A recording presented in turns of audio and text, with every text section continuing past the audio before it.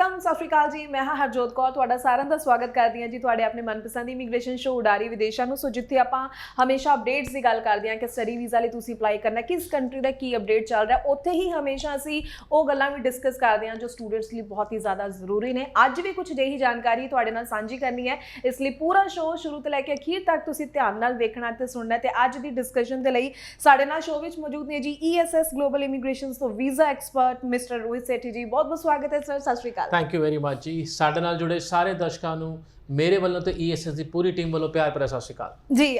Sir ਜਿਵੇਂ ਆਪਾਂ updates ਦੀ ਗੱਲ ਕਰਦੇ ਹਾਂ, ਮੈਂ ਸ਼ੁਰੂਆਤ ਵਿੱਚ ਵੀ ਜ਼ਿਕਰ ਕੀਤਾ, ਪਰ ਬਹੁਤ ਜ਼ਿਆਦਾ ਜ਼ਰੂਰੀ ਇਹ ਵੀ ਜਾਣਨਾ ਹੈ ਕਿ ਸਟੂਡੈਂਟਸ ਨੂੰ ਕਿਸ ਤਰ੍ਹਾਂ ਦੇ ਚੈਲੰਜਸ ਆਉਂਦੇ ਨੇ। ਆਪਾਂ ਸਿਰਫ ਇਹ ਗੱਲ ਨਹੀਂ ਕਰਦੇ ਕਿ ਅਪਲਾਈ ਕਰਨ ਤੋਂ ਪਹਿਲਾਂ, ਅਪਲਾਈ ਕਰਨ ਤੋਂ ਬਾਅਦ ਵੀ ਕਈ ਤਰ੍ਹਾਂ ਦੀ ਦਿੱਕਤਾਂ ਸਟੂਡੈਂਟਸ ਨੂੰ ਫੇਸ ਕਰਨੀਆਂ ਪੈਂਦੀਆਂ। ਤੇ ਮੈਂ ਜ਼ਰੂਰ ਇੱਕ ਐਕਸਪਰਟ ਓਪੀਨੀਅਨ ਤੁਹਾਡੇ ਤੋਂ ਜਾਣਨਾ ਚਾਹਾਂਗੀ ਕੀ ਕੁਝ ਫੇਸ ਕਰਨਾ ਪੈ ਰਿਹਾ ਅੱਜ ਦੇ ਟਾਈਮ ਸਟੂਡੈਂਟਸ ਨੂੰ। ਦੇਖੋ ਜਿਹੜਾ ਅੱਜ ਸਫ਼ਰ ਹੈ ਨਾ ਬਾਹਰ ਜਾਣ ਦਾ, ਸ਼ੁਰੂਆਤ ਆਜ ਤੋਂ ਹੁੰਦੀ ਹੈ ਤੇ ਜਦੋਂ ਪਾਸਪੋਰਟ ਤੇ ਸਟੈਂਪ ਆਉਂਦੀ ਹੈ ਤਾਂ ਬਹੁਤ ਸਾਰੇ ਬੱਚਿਆਂ ਨੂੰ ਜਾਂ ਉਹਨਾਂ ਦੇ ਪੇਰੈਂਟਸ ਨੂੰ ਲੱਗਦਾ ਹੈ ਹੁਣ ਇਹ ਸਫ਼ਰ ਜਿਹੜਾ ਅਸੀਂ ਔਖਾ ਟਾਈਮ ਦੇਖਣਾ ਅਸੀਂ ਦੇਖ ਲਿਆ, ਹੁਣ ਸਾਡਾ ਅੱਗੇ ਸੌਖਾ ਟਾਈਮ ਸ਼ੁਰੂ ਹੈ। ਹਾਊਐਵਰ ਇਹ ਆਪਾਂ ਭੁੱਲ ਜਾਂਦੇ ਹਾਂ ਜਦ ਆਪਾਂ ਇੱਕ ਨਵੀਂ ਜਗ੍ਹਾ ਤੇ ਜਾਂਦੇ ਹਾਂ ਤਾਂ ਇਹ ਜੀ ਬਹੁਤ ਸਾਰੀ ਚੀਜ਼ਾਂ ਹੁੰਦੀਆਂ ਜਿਹੜੀ ਸਾਨੂੰ ਨਹੀਂ ਪਤਾ ਹੁੰਦੀਆਂ ਪਹਿਲਾਂ।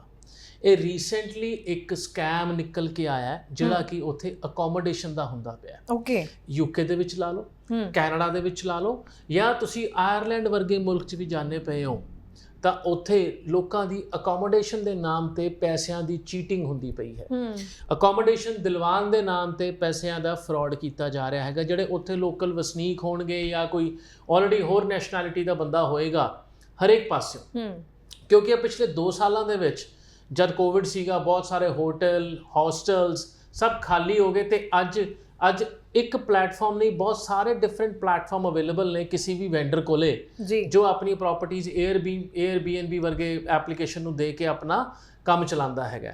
ਹੁਣ ਜਦ ਸਟੂਡੈਂਟ ਇਸ ਤਾਦਾਦ ਦੇ ਵਿੱਚ ਉਹਨਾਂ ਦੇਸ਼ਾਂ ਦੇ ਵਿੱਚ ਪਹੁੰਚਿਆ, ਚਾਹੇ ਕੈਨੇਡਾ ਹੋਵੇ ਜਾਂ UK ਹੋਵੇ, UK ਨੇ ਆਪਣੇ 8 ਸਾਲਾਂ ਦੇ ਟਾਰਗੇਟ 2 ਸਾਲਾਂ 'ਚ ਖਤਮ ਕਰਤੇ। ਹੁਣ ਇਮੇਜਿਨ ਕਰੋ ਜਿਹੜਾ ਬੱਚਾ 6 ਲੱਖ ਉੱਥੇ 1 ਸਾਲ 'ਚ ਪਹੁੰਚ ਗਿਆ, ਉਹਨੇ ਘਰ ਲੱਭਣ ਲਈ ਆਪਣੇ ਹੱਥ ਪੈਰ ਮਾਰਨੇ ਆ। ਜਾਂ ਤਾਂ ਉਹਨੂੰ ਅਕੋਮੋਡੇਸ਼ਨ ਬੜੀ ਲਿਮਿਟਿਡ ਮਿਲੇਗੀ। ਫॉर ਐਗਜ਼ਾਮਪਲ ਸਪਾਊਸ ਨਾਲ ਜਾਣੇ ਪਏ ਹੋ ਤੇ ਅਜੇ ਬਹੁਤ ਸਾਰੇ ਹੋਸਟਲਸ ਉੱਥੇ ਹੈਗੇ ਨੇ ਜਾਂ ਡੋਰਮਿਟਰੀਜ਼ ਨੇ ਜਿਹੜੇ ਤੁਹਾਨੂੰ ਸਪਾਊਸ ਨਾਲ ਅਲਾਉਡ ਨਹੀਂ ਕਰਦੇ। ਸਿੰਗਲ ਬੰਦੇ ਦੀ ਜਿਹੜੀ ਅਕੋਮੋਡੇਸ਼ਨ ਅਵੇਲੇਬਲ ਹੈ। ਹੁਣ ਜਾਂ ਤਾਂ ਉਹ ਸ਼ਹਿਰ ਨਾਲੋਂ ਹਟ ਕੇ ਕਿਤੇ ਦੂਰ ਦਰਾਜ ਇਲਾਕੇ ਜਾਣਗੇ ਜਾਂ ਕੋਈ ਸੌਖੀ ਐਡ ਦੇਖ ਕੇ ਇੰਟਰਨੈਟ ਦੇ ਉੱਤੇ ਹੀ ਇੱਕ ਲਾਲਚ ਦੇ ਵਿੱਚ ਫਸ ਜਾਣਗੇ। ਇਹ ਬਹੁਤ ਵੱਡੀ ਰਿਪੋਰਟ ਆਈ ਸੀ ਲਾਸਟ ਵੀਕ ਜਿਹਦੇ ਵਿੱਚ ਇੱਕ ਨਿਊਜ਼ਪੇਪਰ ਆਰਟੀਕਲ ਵੀ ਅਸੀਂ ਕੀਤਾ ਸੀਗਾ ਦੈਟ ਜਿਹੜਾ ਅਕੋਮੋਡੇਸ਼ਨ ਹੈਗਾ ਫਰਾਡ ਜਿਹੜਾ ਹੁੰਦਾ ਪਿਆ ਅਕੋਮੋਡੇਸ਼ਨ ਦੇ ਵਿੱਚ, ਉਹ ਬੱਚਾ ਆਪ ਹੀ ਬਚ ਸਕਦਾ ਹੈਗਾ। ਤੇ ਬੜੀ ਸੋਹਣੀ ਜਿਹੀ ਲਾਈਨ ਨਾ ਕੈਨੇਡਨ ਐਮਬੈਸੀ ਨੇ ਸਾਨੂੰ ਸਿਖਾਤੀ ਹੈ, ਜੇ ਚੀਜ਼ਾਂ ਬਹੁਤ ਜ਼ਿਆਦਾ ਸੌਖੀਆਂ ਲੱਗਦੀਆਂ ਪਈਆਂ ਨੇ ਨਾ ਤਾਂ ਉਹ ਐਕਚੁਅਲ 'ਚ ਸੱਚ ਨਹੀਂ ਹੋਣਗੀਆਂ। ਬਿਲਕੁਲ। ਤੇ ਉਹ ਹਰੇਕ ਕੰਟਰੀ ਹਰੇਕ ਮਾਡਲ ਆਫ ਲਾਈਫ 'ਚ ਚੱਲਦਾ ਹੈ। ਹੁਣ ਜੇ ਕੈਡ ਆਉਂਦੀ ਪਈ ਹੈ ਜੀ ਹਾਂਜੀ $2000 ਦੇ ਵਿੱਚ ਵਧੀਆ ਅਕੋਮੋਡੇਸ਼ਨ ਲਵੋ, 3 ਬੈਡਰੂਮ ਅਪਾਰਟਮੈਂਟ ਐਕਸੈਟਰਾ ਜੀ, ਆਨਲਾਈਨ ਬੱਚਾ ਪੈਸੇ ਟ੍ਰਾਂਸਫਰ ਕਰਦਾ ਤੇ ਮੁੜ ਕੇ ਉਹ ਬੰਦਾ ਫੋਨ ਚੱਕਨੇ ਜਾਂ ਮੈਸੇਜ ਦੇ ਜਵਾਬ ਦੇਣੇ ਬੰਦ ਕਰ ਦਿੰਦਾ। ਬਿਲਕੁਲ। ਐਂਡ ਸਟੂਡੈਂਟ ਕੋਲ ਸਿਵਾਏ ਰੋਣ ਦੇ ਜਾਂ ਕੰਪਲੇਨ ਕਰਨ ਦੇ ਹੋਰ ਕੋਈ ਚਾਰਾ ਹੀ ਨਹੀਂ ਹੁੰਦਾ। ਬਿਲਕੁਲ। ਇਹ ਚੀਜ਼ਾਂ ਆਣੀਆਂ ਲਾਜ਼ਮੀ ਹੈ। ਕਿਉਂਕਿ ਜਦ ਵੀ ਕਿਸੇ ਚੀਜ਼ ਦੀ ਡਿਮਾਂਡ ਵੱਧਦੀ ਹੈ ਉਹ ਡਿਮਾਂਡ ਨੂੰ ਕੇਟਰ ਕਰਨ ਲਈ ਬਹੁਤ ਸਾਰੇ ਜੁਗਾੜ ਵਾਲੇ ਲੋਕੀ ਵਿੱਚ ਆ ਜਾਂਦੇ ਨੇ। ਬਿਲਕੁਲ। ਤੇ ਸੌਖਾ ਰਾਹ ਜਦ ਵੀ ਤੁਹਾਨੂੰ ਦਿਖਾਇਆ ਜਾਂਦਾ ਹੈ ਉਹ ਐਕਚੁਅਲ ਦੇ ਵਿੱਚ ਸੱਚ ਨਹੀਂ ਹੋ ਸਕਦਾ। ਇਹ ਮੰਨ ਕੇ ਚੱਲ ਪਵੋ। ਤਾਂ ਜਦ ਤੁਹਾਡਾ ਵੀਜ਼ਾ ਲੱਗਦਾ ਹੈਗਾ ਤੁਹਾਡੇ ਐਬਸੋਲੂਟਲੀ ਨਵੀਂ ਜ਼ਿੰਦਗੀ ਦੀ ਸ਼ੁਰੂਆਤ ਹੁੰਦੀ ਪਈ ਹੈ, ਪਰ ਉਹਦੇ ਨਾਲ ਨਵੇਂ ਚੈਲੰਜਸ ਦੀ ਵੀ ਸ਼ੁਰੂਆਤ ਹੋਏਗੀ। ਉਹ ਚੈਲੰਜ ਉਹ ਕੁਐਸਚਨਸ ਜੋ ਹਜੇ ਤੱਕ ਤੁਸੀਂ ਫੇਸ ਹੀ ਨਹੀਂ ਕੀਤੇ ਹੋਣਗੇ ਆਪਣੇ ਹੋਮ ਕੰਟਰੀ ਦੇ ਵਿੱਚ, ਆਪਣੇ ਇੰਡੀਆ ਦੇ ਵਿੱਚ, ਆਪਣੇ ਪੰਜਾਬ ਦੇ ਵਿੱਚ ਔਰ ਹਰਿਆਣੇ ਦੇ ਵਿੱਚ, ਤਾਂ ਉਹ ਨਵੇਂ ਸਵਾਲਾਂ ਲਈ ਨਵੀਂ ਰੈਫਰੈਂਸ ਗਾਈਡ ਬਣਾਓ। ਉੱਥੋਂ ਦੀ ਸਰਕਾਰਾਂ, ਉੱਥੋਂ ਦੇ ਯੂਨੀਵਰਸਿਟੀਜ਼ ਬਾਰ-ਬਾਰ ਇਹ ਈਮੇਲਾਂ ਕਰਦੀਆਂ ਨੇ ਹਰੇਕ ਉਸ ਬੱਚੇ ਨੂੰ ਜਿਹੜਾ ਕਿ ਉਹਨਾਂ ਕੋਲ ਜਾਂਦਾ ਪਿਆ ਵੀ ਆਪਣੀ ਅਕੋਮੋਡੇਸ਼ਨ ਨੂੰ ਸਹੀ ਤਰੀਕੇ ਨਾਲ ਤੁਸੀਂ ਅਪਲਾਈ ਕਰਨਾ। ਆਹ ਫੋਲੋਇੰਗ ਲਿੰਕ ਨੇ ਜਿੱਥੇ ਤੁਸੀਂ ਜਾ ਕੇ ਆਪਣੇ ਆਪ ਨੂੰ ਰਜਿਸਟਰਡ ਤੇ ਅਕੋਮੋਡੇਸ਼ਨ ਵਾਸਤੇ ਵੇਟ ਲਿਸਟ ਕਰਾ ਸਕਦੇ ਹੈਗੇ ਹੋ। ਦੇਖੋ ਆਈ ਆਲਵੇਜ਼ ਸੇ ਤੁਹਾਡਾ ਬੈਸਟ ਫਰੈਂਡ ਜਦ ਤੁਸੀਂ ਇਸ ਕੰਟਰੀ ਤੋਂ ਬਾਹਰ ਜਾਂਦੇ ਪਏ ਹੋ ਤੁਹਾਡੀ ਯੂਨੀਵਰਸਿਟੀ ਹੈ, ਕਿਉਂਕਿ ਯੂਨੀਵਰਸਿਟੀ ਉਹ ਜ਼ਿੰਮੇਵਾਰੀ ਨਾਲ ਤੁਹਾਨੂੰ ਪੜ੍ਹਾਏਗੀ, ਤੁਹਾਡੇ ਪ੍ਰੋਬਲਮ ਨੂੰ ਸੋਲਵ ਕਰੇਗੀ ਜੋ ਵੀ ਤੁਸੀਂ ਉਸ ਪਰਟੀਕੂਲਰ ਕੰਟਰੀ ਦੇ ਵਿੱਚ ਫੇਸ ਕਰਦੇ ਪਏ ਹੋ। ਅੱਗੇ ABC ਰੈਫਰੈਂਸ ਲੈਣੇ ਵਧੀਆ ਨੇ, ਚੰਗੇ ਨੇ, ਕੋਈ ਮਾੜੀ ਗੱਲ ਨਹੀਂ ਹੈ, ਬਟ ਆਪਣਾ ਇੰਟੈਲੀਜੈਂਸ ਲੈਵਲ ਲਾ ਕੇ ਚੱਲੋ। ਵੀ ਇਸ ਵਿੱਚ ਉਸ ਬੰਦੇ ਦਾ ਫਾਇਦਾ ਕੀ ਹੈਗਾ ਜਿਹੜਾ ਮੈਨੂੰ ਇੰਨੀ ਚੀਜ਼ ਇੰਨੀ ਸੌਖੇ ਤਰੀਕੇ ਨਾਲ ਦੱਸਦਾ ਪਿਆ। ਬਿਲਕੁਲ। ਜਿੱਥੇ ਦੁਨੀਆ ਅਕੋਮੋਡੇਸ਼ਨ ਨੂੰ ਤਰਸਦੀ ਪਈ ਹੈ ਜਾਂ ਸਟਰਗਲ ਕਰਦੀ ਪਈ ਹੈ ਤੇ ਇਹ ਮੇਰੀ ਝੋਲੀ 'ਚ ਕਿਉਂ ਆ ਕੇ ਡਿੱਗ ਗਿਆ? ਬਿਲਕੁਲ। ਉਹ ਇੱਕ ਕੁਐਸਚਨ ਜ਼ਰੂਰ ਆਉਣਾ ਚਾਹੀਦਾ ਹੈਗਾ। ਬਿਲਕੁਲ। ਨੰਬਰ 1। ਨੰਬਰ 2, ਇਹ ਹਰੇਕ ਉਸ ਬੱਚੇ ਵਾਸਤੇ ਹੈਗਾ ਜਿਨ੍ਹਾਂ ਦਾ ਵੀਜ਼ਾ ਲੱਗ ਗਿਆ, ਚਾਹੇ ਉਹ UK ਹੈ, ਚਾਹੇ ਉਹ ਕੈਨੇਡਾ ਹੈ ਜਾਂ ਐਨੀ ਅਦਰ ਕੰਟਰੀ, ਕੋਈ ਵੀ ਕੰਟਰੀ ਲਾ ਲਓ।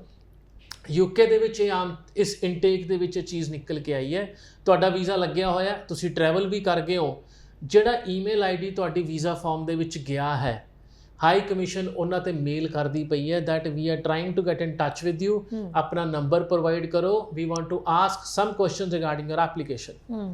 ਜੇ ਤੁਸੀਂ ਉਹ ਈਮੇਲ ਨੂੰ ਅਣਦੇਖਾ ਕਰ ਦਿੰਦੇ ਹੋ ਜਾਂ ਤੁਸੀਂ ਉਸ ਈਮੇਲ ਦਾ ਜਵਾਬ ਨਹੀਂ ਦਿੰਦੇ ਜਾਂ ਜਵਾਬ ਦੇ ਕੇ ਅੰਬੈਸੀ ਦਾ ਫੋਨ ਨਹੀਂ ਚੱਕਦੇ ਹੋ ਜਦ ਤੁਹਾਨੂੰ ਕਰਦੀ ਪਈ ਆ ਉਹ ਜੀ, ਤੁਹਾਡਾ ਵੀਜ਼ਾ ਕੈਂਸਲ ਹੋ ਜਾਣਾ। Okay. It is not about ਮੇਰੇ ਕੋਲ ਵੀਜ਼ਾ ਆ ਗਿਆ ਤੇ ਉੱਥੇ ਮੈਂ ਅਗਲੇ 1 ਸਾਲ 2 ਸਾਲ ਵਾਸਤੇ ਸੈਟਲ ਹੋ ਗਿਆ। Yes, in ideal situation yes, but ਕੋਈ ਵੀ ਕਮਿਊਨੀਕੇਸ਼ਨ ਜਦ ਤੁਸੀਂ ਅੰਬੈਸੀ ਨਾਲ ਕਰਦੇ ਹੋ, ਫੋਨ ਨੰਬਰ ਤੁਸੀਂ ਆਪਣਾ ਅੰਬੈਸੀ ਨੂੰ ਦਿੰਦੇ ਹੋ ਜਦ ਤੁਸੀਂ ਇੱਥੋਂ ਆਪਣਾ ਵੀਜ਼ਾ ਫਾਰਮ ਭਰਦੇ ਹੋ ਜੀ, ਆਪਣਾ ਈਮੇਲ ਆਈਡੀ ਦਿੰਦੇ ਹੋ ਜਦ ਤੁਸੀਂ ਇੱਥੇ ਆਪਣਾ ਵੀਜ਼ਾ ਫਾਰਮ ਭਰਦੇ ਹੋ ਜੀ। ਹੁਣ ਫੋਨ ਨੰਬਰ ਆਬਵੀਅਸ ਹੈ, ਇੰਡੀਆ ਛੱਡ ਕੇ UK ਚਲੇ ਗਏ ਔਰ ਕੈਨੇਡਾ ਚਲੇ ਗਏ ਤਾਂ ਤੁਹਾਡਾ ਫੋਨ ਨੰਬਰ ਬੰਦ ਹੋ ਜਾਣਾ ਹੈ, ਪਰ ਈਮੇਲ ਆਈਡੀ ਤੋਂ ਇਹ ਚੀਜ਼ ਬੜੀ ਸਾਬਤ ਹੁੰਦੀ ਹੈ that email is your personal position, ਜਿਹੜੀ ਤੁਹਾਡੇ ਆਉਣ ਵਾਲੀ ਜ਼ਿੰਦਗੀ 'ਚ ਤੁਹਾਡੇ ਨਾਲ ਰਹੇਗੀ ਹਮੇਸ਼ਾ। ਤੁਹਾਡਾ ਐਡਰੈਸ ਹੈ ਉਹ ਜੀ, ਅੱਜ ਦੀ ਡਿਜੀਟਲ ਵਰਲਡ ਦੇ ਵਿੱਚ ਉਹ ਤੁਹਾਡਾ ਪਤਾ ਹੈਗਾ। ਜਿਵੇਂ ਘਰੇ ਚਿੱਠੀ ਆਉਂਦੀ ਸੀ ਪਹਿਲਾਂ, ਹੁਣ ਈਮੇਲ ਆਈਡੀ ਤੇ ਲੈਟਰਸ ਆਉਂਦੀਆਂ ਨੇ, ਤੁਸੀਂ ਉਹਨੂੰ ਇਗਨੋਰ ਨਹੀਂ ਕਰ ਸਕਦੇ। ਇਗਨੋਰ ਕਰੋਗੇ ਵੀਜ਼ਾ ਕੈਂਸਲ ਹੋਏਗਾ, ਵੀਜ਼ਾ ਦੁਬਾਰਾ ਅਪਲਾਈ ਹੋਏਗਾ ਜਿਸ ਕੰਟਰੀ ਵਿੱਚ ਤੁਸੀਂ ਰਹਿ ਰਹੇ ਹੈਗੇ ਹੋ।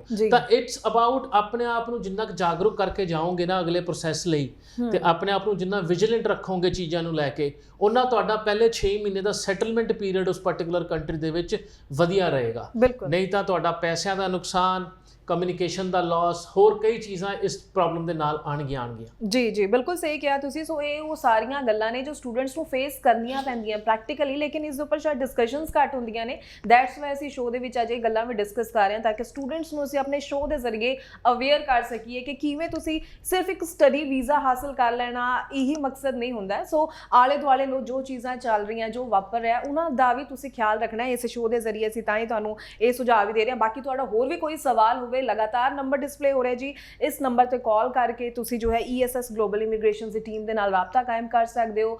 ਇਹਨਾਂ ਦੀ ਬ੍ਰਾਂਚਿਸ ਦੀ ਜੋ ਵੀ ਡਿਟੇਲ ਹੈ ਉਹ ਲਗਾਤਾਰ ਸਕਰੋਲ ਦੇ ਵਿੱਚ ਚੱਲ ਰਹੀ ਹੈ। ਤੁਹਾਨੂੰ ਜਿੱਥੇ ਨੇੜੇ ਲੱਗੇ, ਈਜ਼ੀ ਲੱਗੇ, ਤੁਸੀਂ ਆਪਣੇ ਡਾਕੂਮੈਂਟਸ ਲੈ ਕੇ ਵਿਜ਼ਿਟ ਕਰੋ ਔਰ ਪੂਰੀ ਜਾਣਕਾਰੀ ਇੱਥੇ ਆ ਕੇ ਹਾਸਲ ਕਰੋ ਤਾਂ ਕਿ ਹਰ ਇੱਕ ਸਟੈਪ ਤੁਸੀਂ ਬੜੀ ਸੂਝ-ਬੂਝ ਦੇ ਨਾਲ ਪਾਰ ਕਰਦੇ ਹੋਏ ਆਪਣੀ ਮੰਜ਼ਿਲ ਤੱਕ ਪਹੁੰਚ ਸਕੋ। ਸਰ, ਜਿਵੇਂ ਤੁਸੀਂ ਕਈ ਚੈਲੰਜਸ ਬਾਰੇ ਗੱਲ ਕਰ ਹੀ ਰਹੇ ਹੋ, UK ਦੇ, ਹਾਲਾਂਕਿ ਮੈਂ ਬਾਕੀ ਕੰਟਰੀਜ਼ ਦੇ ਇਨਟੇਕ ਬਾਰੇ ਵੀ ਗੱਲ ਕਰਾਂਗੀ, ਪਰ UK ਨੂੰ ਲੈ ਕੇ ਇਹ ਵੀ ਸਵਾਲ ਅਕਸਰ ਹੁਣ ਰਹਿ ਰਿਹਾ, ਜਿਵੇਂ ਤੁਸੀਂ ਕਹਿ ਰਹੇ ਹੋ ਸਟੂਡੈਂਟਸ ਨੂੰ ਪਰੇਸ਼ਾਨੀ ਆਉਂਦੀ ਹੈ। ਕਹਿੰਦੇ ਕਿ ਫੀਮੇਲ ਸਟੂਡੈਂਟਸ ਨੂੰ UK ਵਿੱਚ ਬਹੁਤ ਜ਼ਿਆਦਾ ਦਿੱਕਤ ਆ ਰਹੀ ਹੈ। ਕੁਝ ਆਪਣੇ ਹੀ ਲੋਕ ਨੇ ਜੋ ਉਹਨਾਂ ਨੂੰ ਖਰਾਬ ਵੀ ਕਰ ਰਹੇ ਨੇ, ਤੇ ਕਈ ਕੰਸਲਟੈਂਟਸ ਇਹ ਵੀ ਸੁਜੈਸਟ ਕਰਦੇ ਨੇ ਕਿ ਫੀਮੇਲਸ ਤਾਂ ਹੀ ਜਾਣ ਜੋ ਸਪਾਊਸ ਦੇ ਨਾਲ ਜਾ ਰਹੇ ਨੇ ਜਾਂ ਫਿਰ ਉਹਨਾਂ ਦਾ ਰਿਸ਼ਤੇਦਾਰ ਆਲਰੇਡੀ ਉੱਥੇ ਹੈ। ਨਹੀਂ, ਮੈਂ ਇਹ ਜੀ ਸਟੇਟਮੈਂਟ ਨੂੰ ਤਾਂ ਬਲੀਵ ਨਹੀਂ ਕਰਦਾ, ਬਿਕੋਜ਼ ਉਹ ਆਪਣੀ ਇੰਡੀਪੈਂਡੈਂਸ ਨੂੰ ਬੰਨਣ ਕਿਉਂ?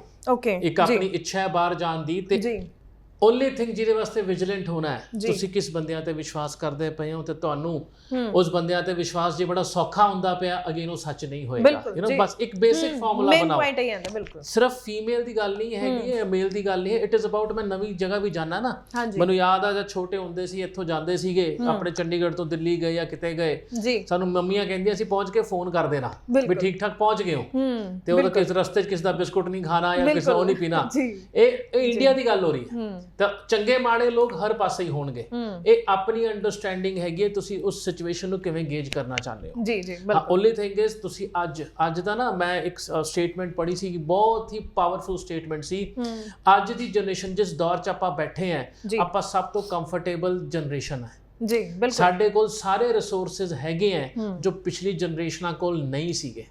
ਤੁਸੀਂ ਅੱਜ ਆਪਣੇ ਫੋਨ ਦੇ ਉੱਤੇ, ਇੰਟਰਨੈਟ ਉੱਤੇ ਕਿਹੜੀ ਚੀਜ਼ ਨਹੀਂ ਦੇਖ ਸਕਦੇ? ਗੂਗਲ ਦਾ 3D ਮੈਪ ਦੇਖ ਸਕਦੇ ਹੋ, ਆਪਣੀ ਗਲੀ ਦੇਖ ਸਕਦੇ ਹੋ, ਸੈਟੇਲਾਈਟ ਰਾਹੀਂ ਬਹੁਤ ਕੁਝ ਕਰ ਸਕਦੇ ਹੋ। ਹਾਂ, ਇੰਨੇ ਹਥਿਆਰ ਹੋਣ ਦੇ ਬਾਵਜੂਦ ਵੀ ਜੇ ਮੈਨੂੰ ਉਹ ਵਰਤਣੇ ਨਹੀਂ ਆਉਂਦੇ ਆਪਣੇ ਵਾਸਤੇ, ਤਾਂ ਮਾੜੀ ਘਟਨਾ ਹੋਣੀ ਮਤਲਬ ਤੈਅ ਹੈਗੀ ਹੈ, ਲਾਜ਼ਮੀ ਹੈਗੀ ਹੈ, ਜਾਂ it is there around the corner, whichever way. ਬਿਲਕੁਲ ਬਿਲਕੁਲ। ਤਾਂ ਚਾਹੇ ਮੇਲ ਹੈ ਚਾਹੇ ਫੀਮੇਲ ਹੈ, ਆਪਣੇ ਆਪ ਨੂੰ ਜਾਗਰੂਕ ਕਰਕੇ ਜਾਓ। ਹੁਣ ਕਈ ਏਰੀਆਜ਼ ਹੁੰਦੇ ਨੇ ਹਰੇਕ ਦੇਸ਼ ਦੇ ਵਿੱਚ ਜਿਹੜੇ ਕਿ ਕ੍ਰਾਈਮ ਨਾਲ ਰਿਲੇਟਡ ਹੁੰਦੇ ਨੇ, ਕਈ ਏਰੀਆ ਹਰ ਦੇਸ਼ 'ਚ ਹੁੰਦੇ ਨੇ। ਬਿਲਕੁਲ ਬਿਲਕੁਲ। ਆਪਣੇ ਆਪ ਨੂੰ ਇੰਨੀ ਨੌਲੇਜ ਇਨਫੋਰਮੇਸ਼ਨ ਲੈ ਕੇ ਜਾਓ ਵੀ ਉਸ ਪਾਰਟਿਕੂਲਰ ਏਰੀਆ ਦੇ ਵਿੱਚ ਮੈਂ ਘਰ ਲੈਣਾ ਕਿ ਨਹੀਂ ਲੈਣਾ, ਤੇ ਇੰਟਰਨੈਟ ਤੇ ਅਗੇਨ ਸਾਰਾ ਕੁਝ ਅਵੇਲੇਬਲ ਹੈ। ਰਾਦਰ ਪ੍ਰਾਪਰਟੀ ਲੈ ਕੇ ਉੱਥੇ ਕਿਰਾਏ ਤੇ ਘਰ ਲੈ ਕੇ ਤੁਸੀਂ ਆਪਣਾ ਸਟਰਗਲ ਚਾਲੂ ਕਰੋ। ਬਿਲਕੁਲ। ਕੰਪਲੇਂਟ ਕਰਨੀ ਕਿਉਂ ਜਦ ਤੁਸੀਂ ਪਹਿਲਾਂ ਜਾਗਰੂਕ ਹੋ ਸਕਦੇ ਹੋ। ਬਿਲਕੁਲ, ਬਹੁਤ ਅੱਛੇ ਪੁਆਇੰਟਸ ਤੁਸੀਂ ਕਹੇ ਆ। ਬਾਕੀ ਇਹ ਚੀਜ਼ਾਂ ਤੁਸੀਂ ਜ਼ਰੂਰ ਧਿਆਨ ਦੇ ਵਿੱਚ ਰੱਖੋ। ਸੋ ਚਲੋ ਸਰ, ਆਪਾਂ ਹੁਣ ਅਗਰ ਅਪਡੇਟਸ ਦੀ ਗੱਲ ਕਰ ਲਈਏ, ਯੂਕੇ ਨੂੰ ਲੈ ਕੇ ਬਹੁਤ ਸਵਾਲ, ਕਿਉਂਕਿ ਜਦੋਂ ਤੋਂ ਕੈਨੇਡਾ ਵਿੱਚ ਢੇਰ ਸਾਰੀ ਫਾਈਲਿੰਗ ਹੋ ਚੁੱਕੀ ਹੈ, ਆਸਟ੍ਰੇਲੀਆ ਵਿੱਚ ਵੀ ਬਹੁਤ ਸਾਰੀ ਫਾਈਲਿੰਗ ਹੋ ਚੁੱਕੀ ਹੈ,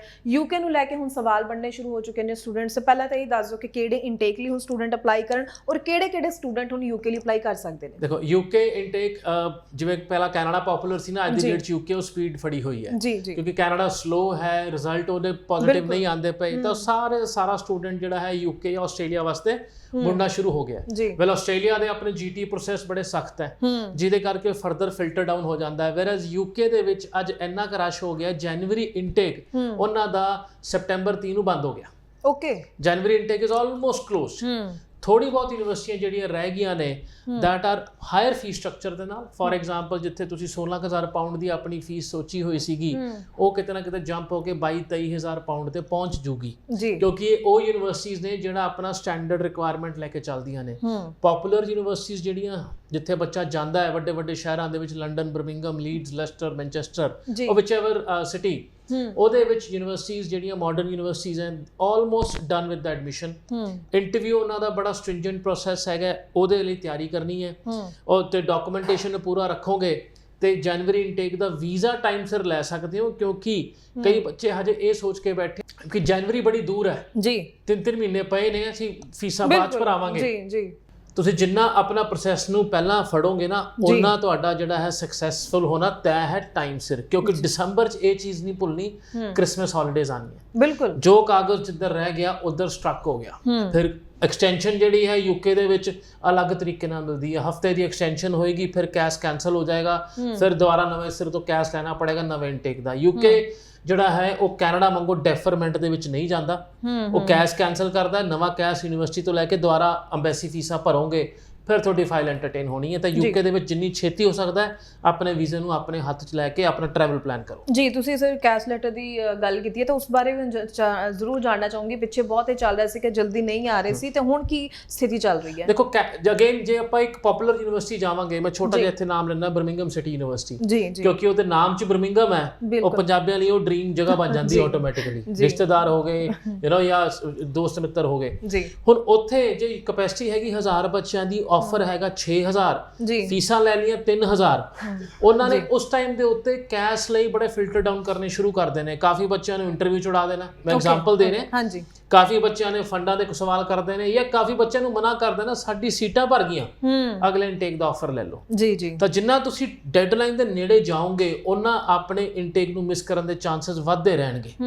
ਤੇ ਫੈਕਟਰ ਕਈ ਵੀ ਹੋ ਸਕਦੇ, ਤੁਸੀਂ 90% ਵਾਲੀ ਪ੍ਰੋਫਾਈਲ ਵੀ ਹੋ ਸਕਦੇ ਹੋ, ਪਰ ਅੰਡਰਸਟੈਂਡ ਕਰੋ ਇੰਡੀਆ ਵਿੱਚ 90%, ਉਹਨਾਂ ਕੋਲ ਸ਼ਾਇਦ ਪੂਰੀ ਦੁਨੀਆ 'ਚੋਂ 90% ਵਾਲੇ ਹੀ ਭਰੇ ਹੋਣਗੇ। ਬਿਲਕੁਲ, ਉਹਨਾਂ ਦੀ ਇੱਕ ਨਾਰਮਲ ਪ੍ਰੋਫਾਈਲ ਹੋ। ਤਾਂ it is about getting admission, paying fee, getting cash and going to high commission. ਇਹਦੇ ਵਿੱਚ ਕੋਈ ABC ਜਾਂ ਦੇ ਡਾਇਵਰਜਨ ਲੈ ਕੇ ਆਓਗੇ, ਉਹਨਾਂ ਤੁਹਾਡਾ ਇਨਟੇਕ ਅੱਗੇ ਹੋਣ ਦੇ ਚਾਂਸਸ ਵੱਧ ਜਾਣਗੇ। ਜੀ ਬਿਲਕੁਲ ਸਰ, ਜਦੋਂ ਚਲੋ ਆਪਾਂ ਕੈਨੇਡਾ ਆਸਟ੍ਰੇਲੀਆ ਦੀ ਗੱਲ ਕਰਦੇ ਹਾਂ, ਸਟੂਡੈਂਟ ਦੀ ਫਸਟ ਪ੍ਰਾਇੋਰਟੀ ਜਿਹੜੀ ਹੈ ਕੈਨੇਡਾ ਜਾਂ ਉਸ ਤੋਂ ਬਾਅਦ ਆਸਟ੍ਰੇਲੀਆ ਹੁੰਦਾ, ਲੇਕਿਨ ਯੂਕੇ ਨੂੰ ਥਰਡ ਆਪਸ਼ਨ ਦੇ ਤੌਰ ਤੇ ਦੇਖਿਆ ਜਾਂਦਾ ਹੈ। ਮੈਂ ਹਮੇਸ਼ਾ ਜ਼ਿਕਰ ਕਰਦੀ ਹਾਂ, ਪਰ ਨਾਲ ਦੀ ਨਾਲ ਜਿਹੜੇ ਸਟੂਡੈਂਟਸ ਵਿਦਆਊਟ ਆਇਲਸ ਅਪਲਾਈ ਕਰਨਾ ਚਾਹੁੰਦੇ ਨੇ, ਉਹਨਾਂ ਨੂੰ ਲੱਗਦਾ ਹੈ ਕਿ ਯੂਕੇ ਹੀ ਸਾਡੀ ਡੈਸਟੀਨੇਸ਼ਨ ਹੈ। ਕਿ ਵਿਦਆਊਟ ਆਇਲਸ ਅਗਰ ਆਪਾਂ ਗੱਲ ਕਰੀਏ, ਸਟੂਡੈਂਟਸ ਦਾ ਕਿੰਨਾ ਕੁ ਸਕੋਪ ਹੈ, ਉਹਨਾਂ ਨੂੰ ਅਪਲਾਈ ਵਿਦਆਊਟ ਆਇਲਸ ਕਰਨਾ ਚਾਹੀਦਾ ਕਿ ਨਹੀਂ? ਬਿਲਕੁਲ ਵੀ ਨਹੀਂ ਕਰਨਾ ਚਾਹੀਦਾ ਜੀ। ਦੇਖੋ, ਵਿਦਆਊਟ ਆਇਲਸ ਇੱਕ ਮਨ ਦੀ ਭੜਾਸ ਹੈ। ਜੇ ਆਇਲਸ ਨਹੀਂ ਹੋਣਾ ਜਾਂ ਨਹੀਂ ਕਰਨਾ ਜਾਂ ਕੋਈ ਵੀ ਫੈਕਟਰ ਹੈ, ਯੂਨੀਵਰਸਿਟੀਆਂ ਉੱਥੇ ਵਿਦਆਊਟ ਆਇਲਸ ਲੈਣ ਨੂੰ ਤਿਆਰ ਹੈ। ਜੀ, ਇਹ ਵੀ ਦੱਸ ਦਿੰਦਾ, ਇਟ ਇਜ਼ ਨਾਟ ਅਬਾਊਟ ਯੂਨੀਵਰਸਿਟੀਆਂ ਨਹੀਂ ਲੈਂਦੀਆਂ, ਤੁਸੀਂ ਪਾਰਟਿਕੂਲਰ ਬੈਕਗ੍ਰਾਉਂਡ ਤੋਂ ਆਉਂਦੇ ਹੋ ਜੀ, ਅੱਜ ਵੀ ਯੂਨੀਵਰਸਿਟੀ ਵਿਦਆਊਟ ਆਇਲਸ ਉੱਥੇ ਲੈਂਦੀਆਂ ਨੇ। ਬਟ ਕੀ ਵਿਦਆਊਟ ਆਇਲਸ ਹੋਣਾ ਮੇਰਾ ਉੱਥੇ ਕਾਮਯਾਬ ਹੋਣ ਦਾ ਇੱਕ ਮੰਤਰ ਹੈ? ਦਾ ਆਨਸਰ ਇਜ਼ ਨੋ। ਓਕੇ, ਕੀ ਤੁਸੀਂ ਉੱਥੇ ਪਹੁੰਚ ਕੇ 6 ਮਹੀਨੇ ਬਾਅਦ ਆਪਣੇ ਪਾਸਪੋਰਟ ਪਾੜ ਕੇ ਇਲੀਗਲ ਹੋਣਾ? ਜੋ ਮਰਜ਼ੀ ਕਰੋ, ਜਾ ਸਕਦੇ ਹੋ, ਪਰ ਜੇ ਚੰਗੀ ਜ਼ਿੰਦਗੀ ਜੀਣੀ ਹੈ, ਪੜ੍ਹ ਕੇ ਵਰਕ ਪਰਮਿਟ ਲੈ ਕੇ ਪੱਕੇ ਹੋਣ ਦੀ ਰਾਹ ਤੇ ਚੱਲਣਾ ਹੈ, ਤਾਂ ਆਇਲਸ ਤੋਂ ਘਬਰਾਣਾ ਨਹੀਂ ਹੈ। ਕਿਉਂਕਿ ਇੰਗਲਿਸ਼ ਲੈਵਲ ਦੇ ਵੀ PR ਪੁਆਇੰਟ ਸਿਸਟਮ ਦੇ ਵਿੱਚ ਪੁਆਇੰਟ ਨੇ। ਜੀ, ਉਸ ਟਾਈਮ ਤੇ ਸਟਰਗਲ ਜੋ ਕਰੋਗੇ, ਪਹਿਲਾਂ ਆਸ ਦਿੱਤਾ ਹੋਏਗਾ, ਤੁਹਾਨੂੰ ਪੈਟਰਨ ਤਾਂ ਐਟਲੀਸਟ ਪਤਾ ਹੋਏਗਾ। ਉਸ ਟਾਈਮ ਤੇ ਖੜੇ ਪੈਰ 4 ਸਾਲ 5 ਸਾਲ ਉਸ ਕੰਟਰੀ 'ਚ ਇਨਵੈਸਟ ਕਰਕੇ ਆਲਸ ਕਲੀਅਰ ਨਹੀਂ ਹੋਇਆ ਤਾਂ ਕਿਹੜੇ ਪਾਸੇ ਜਾਓਗੇ। ਐਂਡ ਸੈਕੰਡ ਥਿੰਗ, ਆਲਸ ਇਟਸ ਮੋਰ ਆਫ ਮੇਰੇ ਹਿਸਾਬ ਨਾਲ ਇੰਗਲਿਸ਼ ਦਾ ਟੈਸਟ ਨਹੀਂ, ਉਹ ਕੌਨਫੀਡੈਂਸ ਬਿਲਡਿੰਗ ਹੈ। ਤੁਸੀਂ ਸਪੀਕਿੰਗ ਕਰਦੇ ਹੋ, ਤੁਸੀਂ ਇੰਟਰੈਕਟ ਕਰਨ ਦੀ ਆਰਟ ਸਿੱਖਦੇ ਹੋ। ਕਿੰਨੇ ਕੁ ਬੰਦੇ ਅੱਜ ਆਪਣੇ ਪੰਜਾਬ ਦੇ ਵਿੱਚ ਵਿਦਆਊਟ ਪੰਜਾਬੀ ਦੀ ਇੱਕ ਵਰਡ ਆਪਣੇ ਲਿਆਏ ਹੋਏ 5 ਮਿੰਟ ਇੰਗਲਿਸ਼ ਲਗਾਤਾਰ ਬੋਲ ਸਕਦੇ ਆ? 5 ਮਿੰਟ ਲਗਾਤਾਰ। ਦਾ ਆਨਸਰ ਇਜ਼ ਨਾਟ ਮੈਨੀ। ਜੀ। ਸੈਕਿੰਡ ਆਸਪੈਕਟ, ਜਾਂ ਤੁਸੀਂ ਰੀਡਿੰਗ ਰਾਈਟਿੰਗ ਵਾਲੇ ਪਾਸੇ ਜਾਂਦੇ ਹੋ, ਤੁਹਾਡੀ ਪੜ੍ਹਾਈਆਂ ਦੀ ਤਿਆਰੀਆਂ ਹੁੰਦੀਆਂ ਪਈਆਂ, ਅਸਾਈਨਮੈਂਟ ਲਿਖਣੇ ਨੇ, ਬੁੱਕਸ ਪੜ੍ਹਨੀਆਂ ਨੇ ਔਰ ਆਰਟੀਕਲਸ ਪੜ੍ਹਨੇ ਜੋ ਪੜ੍ਹਾਈ ਦਾ ਹਿੱਸਾ ਹੋਣਗੀਆਂ। ਲਿਸਨਿੰਗ ਸਭ ਤੋਂ ਇੰਪੋਰਟੈਂਟ ਹੈ। ਇੱਕ ਮੈਂ ਕਿਤੇ ਹੋਰ ਜਾ ਰਿਹਾ ਬਟ ਇੰਪੋਰਟੈਂਟ ਪਾਰਟ ਹੈ। there is a reason Canada ਦੇ ਵਿੱਚ PR ਐਪਲੀਕੇਸ਼ਨਾਂ 8777 ਤੇ ਲਿੱਤੀਆਂ ਜਾਂਦੀਆਂ ਨੇ। 8 ਲਿਸਨਿੰਗ 'ਚ ਚਾਹੀਦੇ ਨੇ। ਕਿਉਂਕਿ ਲਿਸਨਿੰਗ ਸਕਿੱਲ ਇੱਕ ਉਹ ਸਕਿੱਲ ਹੈ ਜਿਹੜਾ ਤੁਹਾਨੂੰ ਉਸ ਕੰਟਰੀ 'ਚ ਕਾਮਯਾਬ ਬਣਾਉਂਦਾ ਹੈ। ਜੇ ਮੈਨੂੰ ਚੀਜ਼ ਹੀ ਸਮਝ ਨਹੀਂ ਆਈ ਬਿਲਕੁਲ ਤਾਂ ਮੈਂ ਜਵਾਬ ਕੀ ਦੇਵਾਂਗਾ ਤੇ ਜਵਾਬ ਦਾ ਕੀ ਬਣੇਗਾ? that way ਤਾਂ ਆਲਸ ਇਜ਼ ਅ ਮਸਟ ਔਰ ਮਸਟ ਜੀ ਕਿਸੇ ਵੀਜ਼ਾ ਲੈਣ ਵਾਸਤੇ ਨਹੀਂ, ਤੁਹਾਡੀ ਆਪ ਦੀ ਤਰੱਕੀ ਵਾਸਤੇ।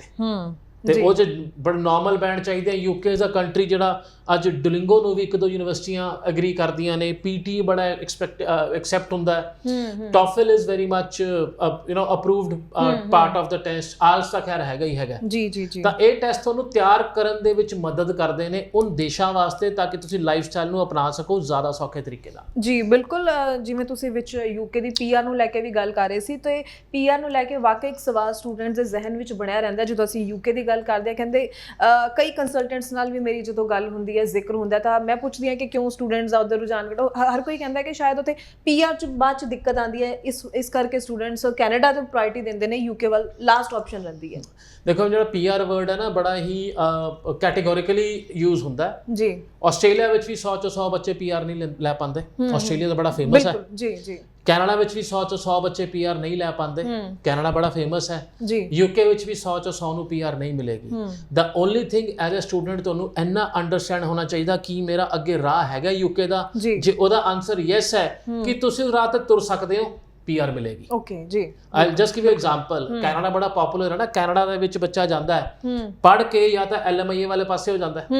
ਬਿਲਕੁਲ ਠੀਕ ਹੈ। ਉਹ ਵੀ PR ਨਹੀਂ ਹੈ, ਉਹ ਸਿਰਫ ਇੱਕ ਵੀਜ਼ਾ ਹੈਗਾ। ਜਿਵੇਂ ਆਸਟ੍ਰੇਲੀਆ ਦੇ ਵਿੱਚ ਰੀਜਨਲ ਸਪਾਂਸਰਡ ਵੀਜ਼ਾ ਹੈਗਾ, ਤੁਹਾਨੂੰ ਕੰਮ ਕਰਨ ਦੀ ਪਰਮਿਸ਼ਨ ਮਿਲਦੀ ਹੈ, ਰਹਿਣ ਦੀ ਪਰਮਿਸ਼ਨ ਮਿਲਦੀ ਹੈ, ਬਟ PR ਨਹੀਂ ਹੈਗੀ। ਜਦ ਤੱਕ PR ਦੀ ਮੋਹਰ ਨਹੀਂ ਆਉਂਦੀ ਤਦ ਤੱਕ PR ਨਹੀਂ ਹੁੰਦੀ ਉਹ। ਬਿਲਕੁਲ ਠੀਕ ਹੈ। ਉਸੇ ਤਰੀਕੇ ਨਾਲ UK ਦੇ ਵਿੱਚ ਗ੍ਰੈਜੂਏਟ ਵਰਕ ਰਾਊਟ ਹੈ, ਜਿਹੜਾ 2 ਸਾਲ ਦਾ ਵਰਕ ਪਰਮਿਟ ਹੈ। ਉਸ ਤੋਂ ਬਾਅਦ ਸਕਿਲਡ ਵਰਕਰ ਰਾਊਟ ਹੈ, ਜਿਹਦੇ ਵਿੱਚ ਤੁਸੀਂ 2 ਵੈਬਸਾਈਟਾਂ ਨੂੰ ਜ਼ਰੂਰ ਆਪਣਾ ਬੈਸਟ ਫਰੈਂਡ ਬਣਾਉਣਾ ਹੈ, ONS ਐਂਡ UKVI ਵਾਲੀ। ਉਹਦੇ ਵਿੱਚ ਸੈਲਰੀ ਬ੍ਰੈਕਟ ਲਿਖੇ ਹੈ, ONS ਦੇ ਵਿੱਚ ONS ਕੋਡ ਲਿਖੇ ਹੈ, ਜਿਵੇਂ ਕੈਨੇਡਾ 'ਚ ਨੌਕ ਕੋਡ ਹੁੰਦੇ ਨੇ। ਤੁਸੀਂ ਉਸ ਚੀਜ਼ ਨੂੰ ਫੋਲੋ ਕਰੋਗੇ ਤੇ ਆਪਣੀ ਪਲੈਨਿੰਗ ਕਰਕੇ ਚੱਲ ਸਕਦੇ ਹੋ, ਕਿਹੜੀ ਜੌਬ ਮੈਨੂੰ ਲੈਣੀ ਚਾਹੀਦੀ ਹੈ ਪੜ੍ਹਾਈ ਤੋਂ ਬਾਅਦ, ਕਿੰਨੇ ਸੈਲਰੀ ਲੈ ਕੇ ਆਏਗੀ, ਕਿਸ ਤਰੀਕੇ ਨਾਲ ਮੇਰੀ ਗਰੋਥ ਹੋਏਗੀ। ਤੇ ਡੈਫੀਨੇਟਲੀ ਯੈਸ, ਹਾਂ ਬਾਕੀ ਕੰਟਰੀ ਨਾਲੋਂ ਸ਼ਾਇਦ 1 ਸਾਲ ਜ਼ਿਆਦਾ ਲੱਗੇ PR ਦਾ, ਇਹ ਤੈਅ ਹੈ ਕਿਉਂਕਿ ਉਹਨਾਂ ਦਾ ਸਿਸਟਮ ਉਸ ਤਰ੍ਹਾਂ ਬਣਿਆ ਹੋਇਆ ਹੈ। But PR is definitely there, but not for diploma holders. UK diploma ਨੂੰ ਐਂਟਰਟੇਨ ਹੀ ਨਹੀਂ ਕਰਦਾ ਜੀ। They need white collar jobs ਜੀ। AC ਕੈਬਿਨ ਵਾਲੇ ਲੋਕ ਚਾਹੀਦੇ, ਉਹਨਾਂ ਨੂੰ ਪੜ੍ਹਾਈ ਉਹ ਚਾਹੀਦੀ ਹੈ ਦਿਮਾਗ ਵਾਲੀ ਹੋਵੇ, ਨਾ ਕਿ ਮਿਹਨਤ ਵਾਲੀ ਹੋਵੇ ਹੱਥ ਦੇ। ਉਹ ਕੈਨੇਡਾ ਹੈਗਾ ਸਿਰਫ ਜੀ। ਤਾਂ ਕੋਰਸ ਚੁਣੋ, ਵੈਬਸਾਈਟ ਤੇ ਜਾਓ ਔਰ come to ESS, get an appointment with me, I'll explain you ਕੀ ਚੀਜ਼ ਕਿਸ ਰਸਤੇ ਜਾਂਦੀ ਹੈ, ਪੂਰਾ ਬਲੈਕ ਐਂਡ ਵਾਈਟ ਦੇ ਵਿੱਚ ਜੀ। ਬਿਲਕੁਲ। ਸੋ ਇਸ ਲਈ ਬਹੁਤ ਜ਼ਰੂਰੀ ਹੁੰਦਾ ਤੁਹਾਨੂੰ ਇਹ ਜਾਣਨਾ ਕਿ ਤੁਸੀਂ ਕਿਸ ਕੰਟਰੀ ਵੱਲ ਜਾ ਰਹੇ ਹੋ, ਤੁਹਾਡੀ ਕੀ ਕੈਪੇਬਿਲਿਟੀ ਹੈ, ਤੁਸੀਂ ਉਸ ਦੇ ਅਕੋਰਡਿੰਗਲੀ ਜਿਸ ਕੰਟਰੀ ਜਾਣਾ ਚਾਹੁੰਦੇ ਹੋ ਉਸਦੇ ਰੂਲਸ ਐਂਡ ਗਾਈਡਲਾਈਨਸ ਨੂੰ ਫੁੱਲਫਿਲ ਕਰ ਪਾਓਗੇ ਕਿ ਨਹੀਂ, ਉਹ ਸੋਚ ਸਮਝ ਕੇ ਹੀ ਤੁਸੀਂ ਅਪਲਾਈ ਕਰਿਆ ਕਰੋ, ਤਾਂ ਕਿ ਕੱਲ੍ਹ ਨੂੰ ਤੁਹਾਨੂੰ ਇਹ ਨਾ ਲੱਗੇ ਕਿ ਸਾਨੂੰ PR ਦੇ ਵਿੱਚ ਦਿੱਕਤ ਆ ਰਹੀ। ਇੱਕ ਚੰਗਾ ਡਿਸੀਜ਼ਨ ਲੈਣ ਦੇ ਲਈ ਇੱਕ ਚੰਗੇ ਕੰਸਲਟੈਂਟ ਦੀ ਸਲਾਹ ਦਾ ਹੋਣਾ ਬਹੁਤ ਜ਼ਰੂਰੀ ਹੈ। ਟਾਈਮ ਤੇ ਅਸੀਂ ਇਸ ਲਈ ਤੁਹਾਨੂੰ ਹਰ ਚੀਜ਼ਾਂ ਜੋ ਹੈ ਸ਼ੋਅ ਦੇ ਜ਼ਰੀਏ ਡਿਸਕਸ ਕਰਦੇ ਰਹਿੰਦੇ ਹਾਂ, ਤਾਂ ਕਿ ਤੁਹਾਡੇ ਜ਼ਿਹਨ 'ਚ ਚੀਜ਼ਾਂ ਆਉਣਗੀਆਂ ਕਿ ਅਸੀਂ ਡਿਸੀਜ਼ਨ ਲੈਣਾ ਹੈ ਜ਼ਿੰਦਗੀ ਦੇ ਲਈ, ਤੇ ਕਿਹੜੀਆਂ ਗੱਲਾਂ ਨੂੰ ਮਾਇਨੇ ਰੱਖ ਕੇ ਅਸੀਂ ਡਿਸੀਜ਼ਨ ਲੈਣਾ, ਤਾਂ ਕਿ ਅਸੀਂ ਕੱਲ੍ਹ ਨੂੰ ਖਰਾਬ ਨਾ ਹੋਈਏ। ਬਾਕੀ ਲਗਾਤਾਰ ਨੰਬਰ ਡਿਸਪਲੇ ਹੋ ਰਿਹਾ ਜੀ, ਇਸ ਦੇ ਉੱਪਰ ਕਾਲ ਕਰਕੇ ਤੁਸੀਂ ਜ਼ਰੂਰ ਸਲਾਹ ਲੈ ਸਕਦੇ ਹੋ। ਚੰਗੀ ਗਾਈਡੈਂਸ ਦੇ ਲਈ ਤੁਸੀਂ ESS ਗਲੋਬਲ ਇਮੀਗ੍ਰੇਸ਼ਨ ਦੇ ਆਫਿਸ ਆਓ, ਡਾਕੂਮੈਂਟਸ ਲੈ ਕੇ ਆਓ, ਪ੍ਰੋਪਰ ਗੱਲਬਾਤ ਕਰੋ, ਚਰਚਾ ਕਰੋ, ਆਪਣਾ ਮੋਟਿਵ ਕਲੀਅਰ ਕਰੋ, ਆਪਣੀ ਐਲੀਜੀਬਿਲਿਟੀ ਨੂੰ ਸਮਝੋ ਕਿ ਤੁਸੀਂ ਕਿੱਥੇ ਲਈ ਕੈਪੇਬਲ ਹੋ, ਕਿੱਥੇ ਜਾਓਗੇ, ਤਾਂ ਕਿ ਤੁਸੀਂ ਆਪਣੇ ਫਿਊਚਰ ਨੂੰ ਬ੍ਰਾਈਟ ਕਰ ਸਕੋ। ਸੋ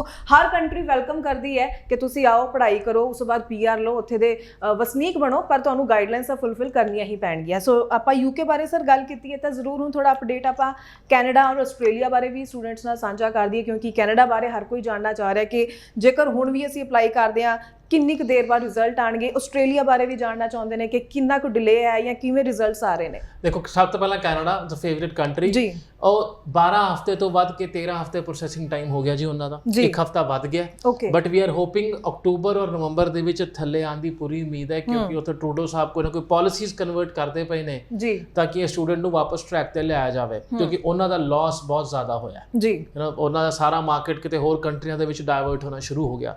ਇੱਕ ਚੀਜ਼ ਜਿਹੜੀ ਕੈਨੇਡਾ ਦੀ ਜਿਹੜੀ ਕੁਐਸਚਨ ਮਾਰਕ ਹੈ ਮੇਰੇ ਆਪਣੇ ਦਿਮਾਗ ਦੇ ਵਿੱਚ, ਜੋ ਤੁਹਾਨੂੰ ਸਾਂਝਾ ਕਰ ਰਿਹਾ ਜੀ, ਜੀ, ਕਿਉਂਕਿ ਐਸਓਪੀ ਦਾ ਕੰਟੈਂਟ ਇੱਥੋਂ ਨਿਕਲਦਾ ਹੈ। ਐਸਓਪੀ ਅੱਜ ਕੱਲ ਜਿਹੜੇ ਰਿਜੈਕਸ਼ਨ ਆਉਂਦੇ ਪਏ ਨੇ, ਦਿਸ ਇਜ਼ 2161, ਦੈਟ ਮੀਨ ਤੁਹਾਡਾ ਪਰਪਸ ਆਫ ਵਿਜ਼ਿਟ ਉੱਥੇ ਜਾਣ ਦਾ ਪੜ੍ਹਨਾ ਨਹੀਂ ਹੈਗਾ, ਜਾਂ ਤੁਸੀਂ ਉੱਥੇ ਜਾ ਕੇ ਵਾਪਸ ਨਹੀਂ ਆਓਗੇ।